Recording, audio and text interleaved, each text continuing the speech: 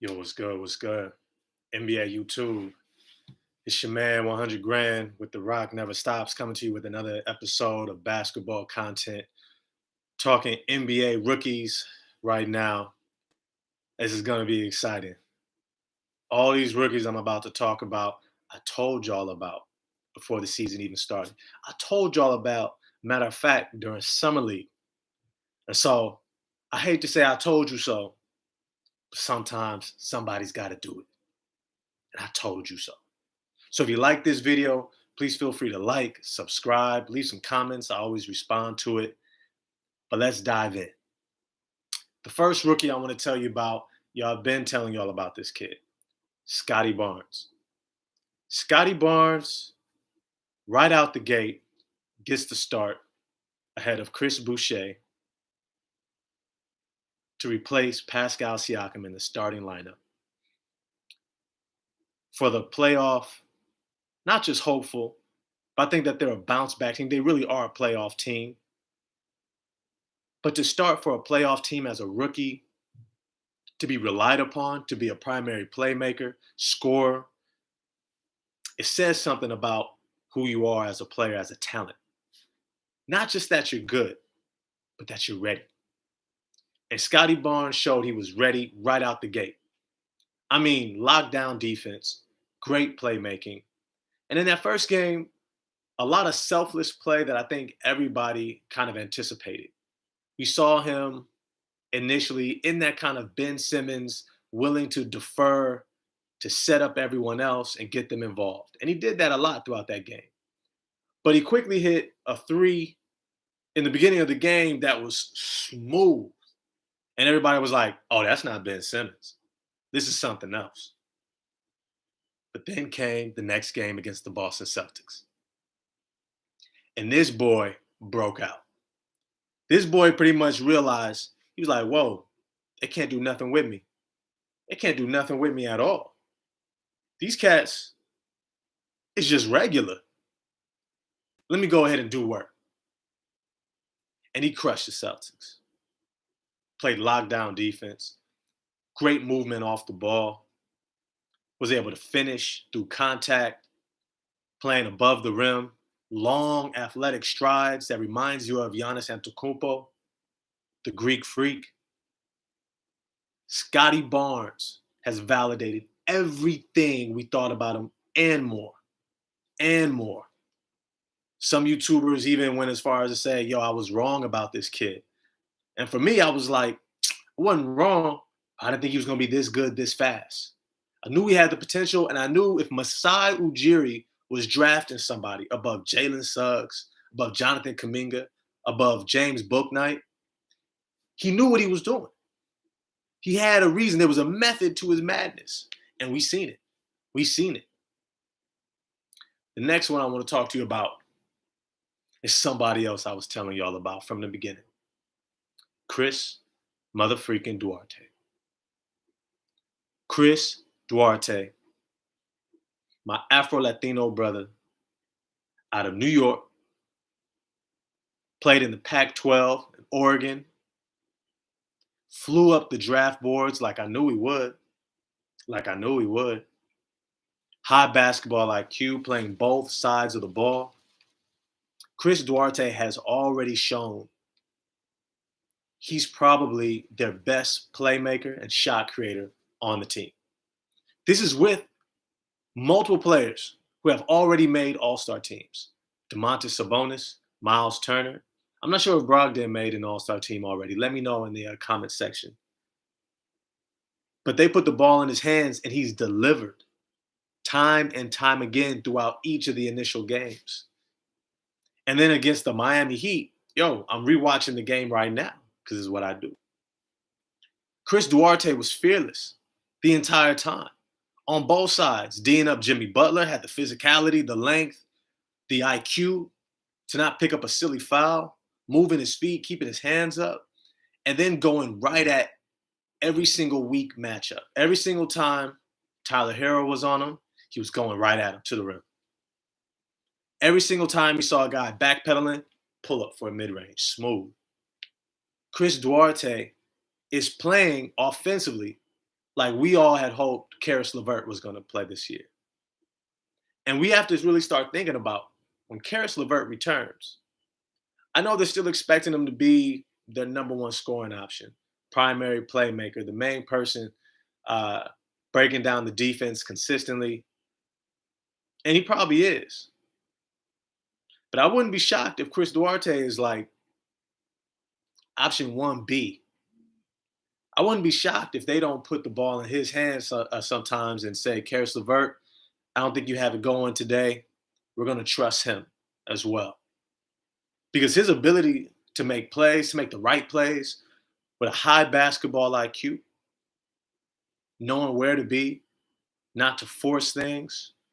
I'm going to be honest, he reminds me a whole lot of his teammate Malcolm Brogdon when he was a rookie in Milwaukee.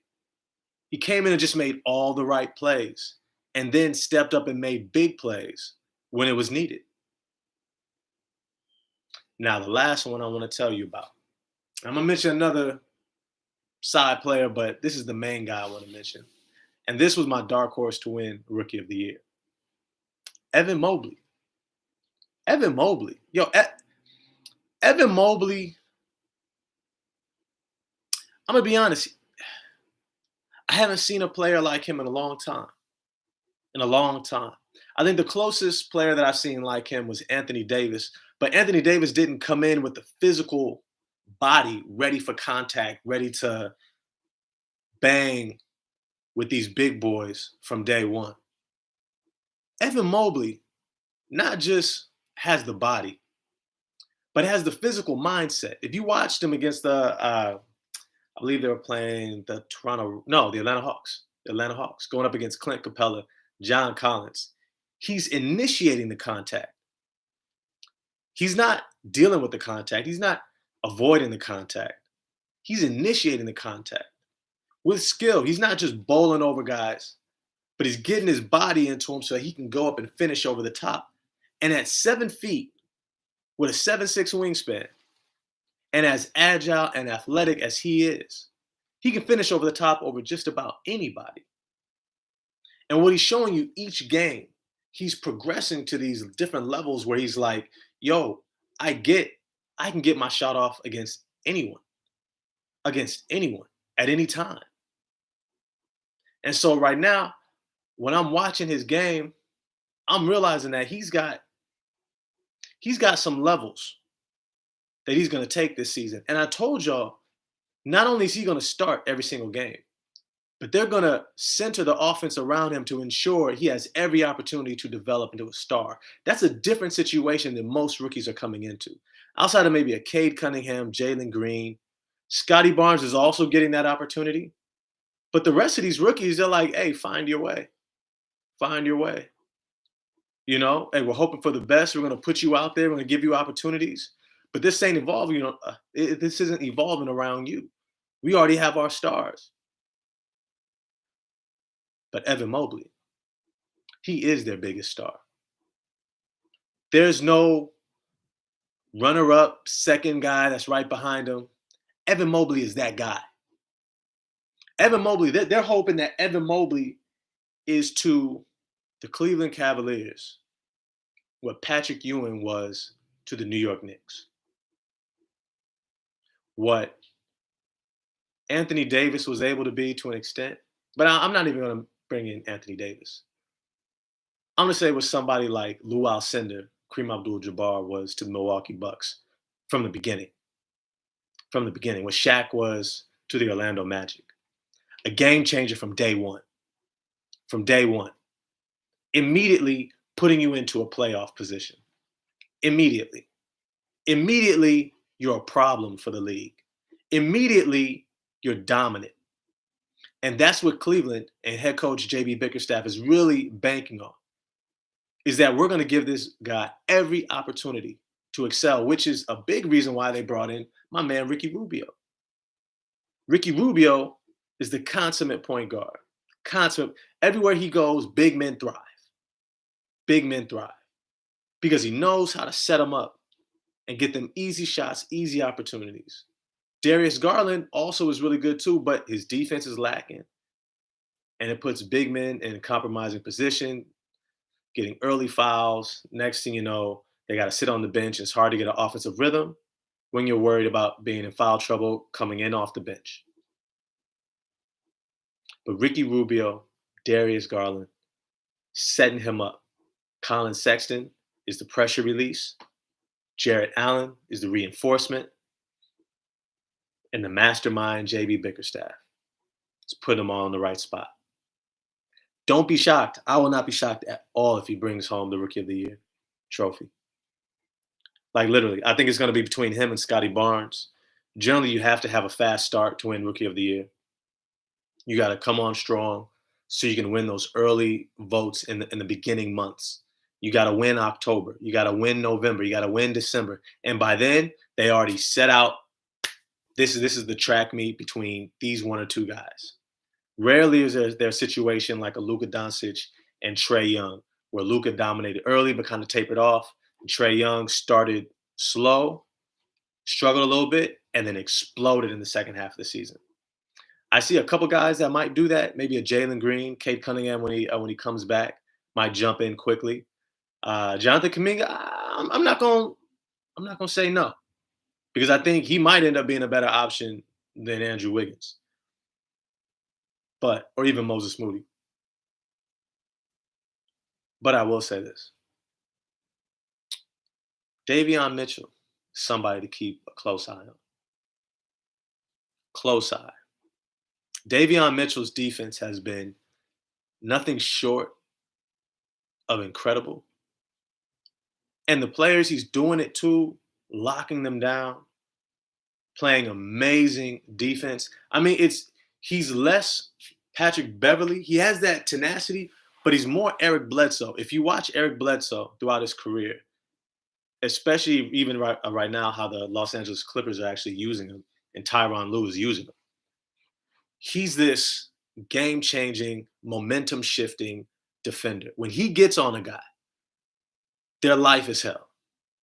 They're having to work extremely hard the entire time, especially when they're on the ball.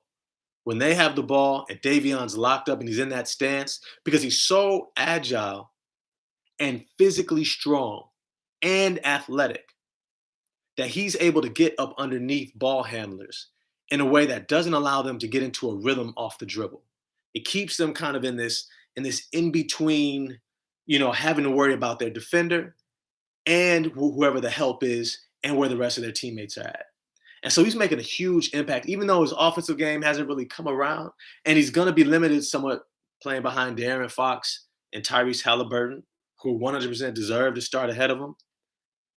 And it doesn't do him any favors to have Luke Walton as a head coach, but it's to say he's making an impact from jump. And right now, my expectation is that once he figures out his offense, it's going to be like slide over Buddy Hield. You're going to see Buddy Hield playing a lot less, Davion Mitchell playing a whole lot more. A whole lot more. Because they want to get this kid 25 to 30 minutes a game the way he's defended. So, with that, those are my top rookies. Those are the ones that I'm saying keep an eye on for the Rookie of the Year race. Still waiting on Cade Cunningham to get back. And I think Jalen Green is going to figure things out and start having some bigger games. But if you liked the video, please like, subscribe, leave some comments. And with that, I'm out. Peace.